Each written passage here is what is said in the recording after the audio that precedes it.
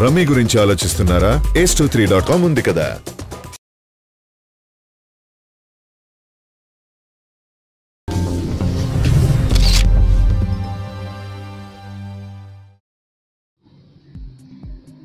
Baahubali 2 Indian cinema రికార్డులన్నీ break చేయడంలో రాజమౌళి కాస్త గీత దాటి మాట్లాడిస్తున్నాడని అతని ఓపెన్ హార్ట్ విత్ ఆర్కేస్ చూసిన వారు అభిప్రాయపడుతున్నారు. శివగామి పాత్రకి శ్రీదేవిని తీసుకోకపోవడం తమ అదృష్టమంటూ అంతటి నటిపై చీఫ్ కామెంట్ చేశాడు. అలాగే రికార్డుల పిచ్చికి తాను వ్యతిరేకమని చెప్పుకోవడానికి అల్లు అరవింద్ పై బురద చల్లాడు.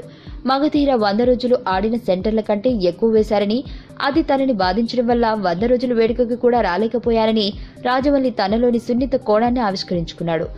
అన్నిట్లో నిజాయితీగా ఉండేవాళ్లు ఇలాంటి నీతి వ్యాఖ్యలు వల్లించినా బాగానే ఉంటుంది, కానీ కాపీ మాస్టర్ గా పేరు పడ్డ రాజమౌళి ఇలాంటి మాటలు చెప్పడం హాస్యాస్పదమని సోషల్ మీడియాలో, సినిమా ఫోరమ్స్ లో అభిప్రాయాలు వ్యక్తమవుతున్నాయి.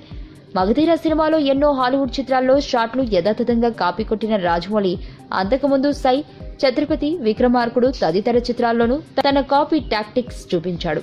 మర్యాద రామన్న సినిమానైతే పూర్తిగా అవర్ హాస్పిటాలిటీ నుంచి కాపీ కొట్టి తమ సొంత తెలివిగా మార్కెట్ చేసుకున్నారు.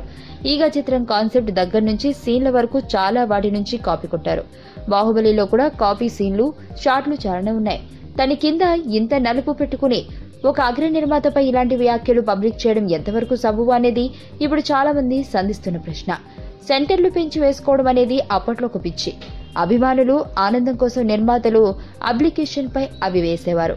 ఆ సంగతి అందరికీ తెలిసిన సంగతి అయినప్పటికీ దానిని భూతద్దంలో చూపించి అల్లు అరవింద్ని బ్యాడ్ లైట్ లోకి చూపించడం రాజమౌళికి ఎంతవరకు సబబు?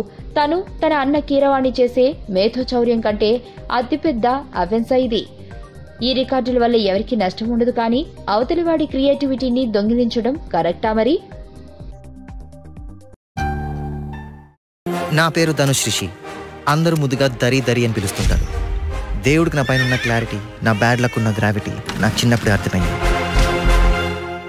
నా లైఫ్లో లక్ ఫ్యాక్టర్ రాంగ్గా ఉండొచ్చు, కానీ లవ్ ఫ్యాక్టర్ మాత్రం చాలా స్ట్రాంగ్గా ఉంది. ఒక మనిషి చేయి చూసి తన జాతకం మొత్తం చెప్పేయగలను.